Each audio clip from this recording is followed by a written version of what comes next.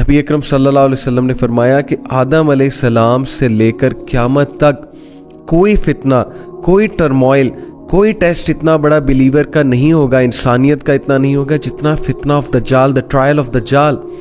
Those of our audience who don't know what a fitna is, fitna means a test, a trial, turmoil.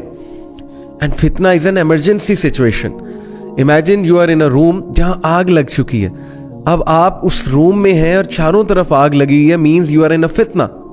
मैं आपको एक मिसाल से समझा रहा हूँ. तो इमेजिन कि जब आप एक जगह रह रहे हैं और चारों तरफ आग लगी हुई है, फितनों की बारिश हो रही है बाकायदा. मैं इस दौर की बात कर रहा हूँ. आप पे इज़म्स और स्किज़म्स बारिश के कतरों की तरह बरस रहे हैं. Communism, socialism, feminism, liberalism, progressive liberalism, और क्या क्या आइडियोलॉजीज आप पर जो है वो बारिश के कतरों की तरह बरस रही हैं और हमारा बच्चा बच्चा कंफ्यूज हो रहा है. जाहिर है ग्लोबलाइजेशन की वजह से जब हमारा इंटरेक्शन बढ़ा दूसरे कल्चर्स के साथ, दूसरे कंट्री के लोगों के साथ, तो जाहिर है कि हम तक उनकी बहुत सी चीज़ें पहुंचना शुरू हुई. किसी दौर में वीसीआर होता था, वीसीआर में मूवी लगाते थे लाके, किसी के पास था किसी के पास नहीं था. फिर टीवी में किसी के पास था किसी के पास नहीं था. तो कदरे हद तक लोग इस चीज़ से बचे हुए थे. फितने की बात कर रहा हूँ. ग्लोबलाइजेशन के फ़ायदे भी हैं, वो एक अलग टॉपिक है, अभी हम उस पर नहीं जा रहे. मैं यहाँ पे ये बता रहा हूँ कि ग्लोबलाइजेशन की वजह से, इंटरनेट की वजह से, सोशल मीडिया की वजह से, यूट्यूब की वजह से our children have been exposed to so many things. मैं अक्सर एज ए टीचर ये बात करता हूँ पेरेंट्स से कि if you think कि your children are not going to ask you about LGBT, if they are not going to ask you questions about homosexual, then you are wrong. और अगर आप उन्हें गुस्से से जवाब दे देंगे, धुतकार देंगे और कहेंगे क्या बातें कर रहे हो, तो फिर वो ज़्यादा चांस है कि वो गलत साइड की तरफ चले जाएं, आपसे मुतनफ़र हो गए. So we have to be ready for the challenge, the bigger challenge that is coming. Because all these ideologies, ये फितने, ये रूनमा हो चुके हैं और पूरी फोर्स के साथ आ रहे हैं. क्या क्या नहीं हो रहा आज हमारी कंट्री में. आज आप खुद देखिए किस किस तरह के नारे लग रहे हैं, किस किस तरह की जो है वो जुलूस निकल रहे हैं, किस किस तरह की जो है वो इज़म्स एंड स्किज़म्स आ रहे हैं.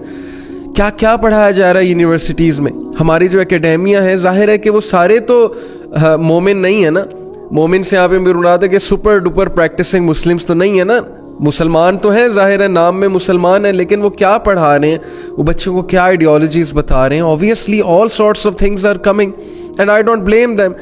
जो उन्होंने पढ़ा है वो आके पढ़ा रहे हैं. जहाँ से भी पढ़ा है, अमेरिका से पढ़ के हैं, कहीं से भी पढ़ के हैं, चाहे वो फिलॉसफी है, चाहे वो साइकोलॉजी है, सोशोलॉजी है, व्हाट्सोएवर, जेंडर स्टडीज़ है, किसी भी एंगल से आ रहे हैं, ये उनका काम है, उनको तनख्वाह मिल रही है, उन्होंने तो करना है. So I don't blame them. What I am trying to say is कि चूँकि इतनी ज़्यादा चीज़ें आ रही हैं, तो it's the challenge is becoming greater and greater. Your youth is going to get confused से confuse होती जाएगी आपकी youth. Layers and layers of massive deception. जैसे कि मैंने आपको बताया ना कि क़यामत से, आदम अलैहिस्सलाम से लेकर क़यामत तक कोई ट्रायल इतना बड़ा नहीं है, कोई ट्रायल इतना हिट नहीं करेगा ह्यूमैनिटी को जितना फितना दज्जाल का ट्रायल हिट करेगा. तो इस पे बात होनी चाहिए कि क्यों ये इतना बड़ा ट्रायल क्यों होगा, वाई. सो हम चूंकि मुसलमान हैं, I am talking from a Muslim perspective, हम चूंकि मुसलमान हैं, मैं एज ए मुस्लिम यहाँ पे इस वक्त बात कर रहा हूँ, तो मैं ये बताना चाहता हूँ कि हम तो फिर कुरान और हदीस के मुताबिक बात करेंगे ना. पाकिस्तान एक इस्लामी जमहूरिया, पाकिस्तान इसका नाम है, एक इस्लामिक स्टेट है अल्हम्दुलिल्लाह.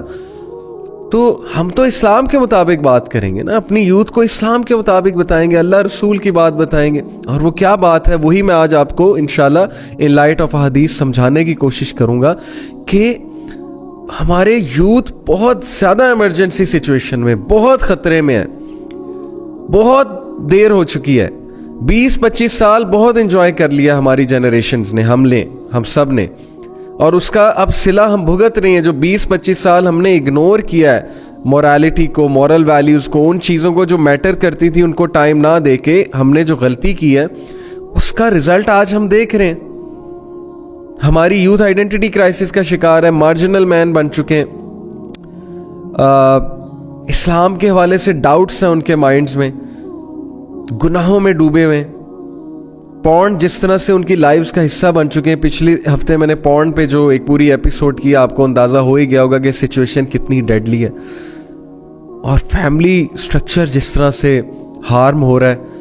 तो the challenge is upon us, और इस्लामिक फिलॉसफी से इतना दूर हो रहे हैं हम, और वो दज्जालियत की लेयर्स, वो पर्दे हमारी आंखों पे इस तरह जो है वो आगे बढ़ चुके हैं कि अब रियलिटी हमें नज़र भी नहीं आ रही है। तो इट्स वेरी इंपॉर्टेंट कि हम अपने जहन को बिल्कुल खोल के, हर बायसनेस को दूर करके, हर उस चीज़ को दूर करके एक बार सुने तो सही ना कि कुरान और हदीस क्या रहा है इस बारे में।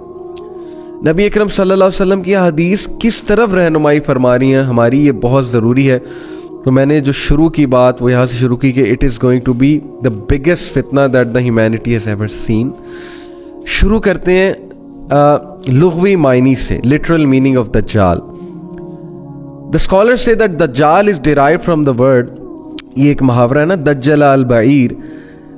इसका मतलब होता है ही स्मीयर्ड द कैमल विद टार। मैं आपको ये बाकायदा बल्कि पढ़ के सुनाता हूँ कि दज्जला अल बईर से मुराद है, ये कुछ स्कॉलर्स ने का व्यू है, और भी मैं व्यूज़ आपको सुनाऊंगा इंशाल्लाह।